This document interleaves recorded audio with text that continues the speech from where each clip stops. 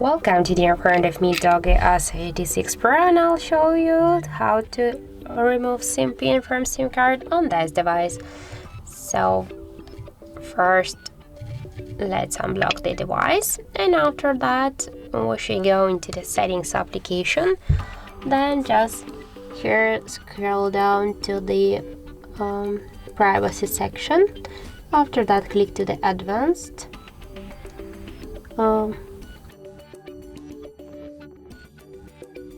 Now to the privacy, to the security, and after that tap here to the SIM card lock, and now we can see here the this switcher is activated. So when we just remove the SIM pin, we should click here once on the switcher.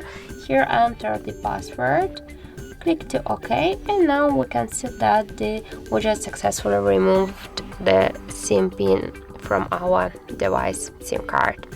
So that's it. Thank you for watching, and if you find this video helpful, don't forget to leave a like, comment, and to subscribe our channel.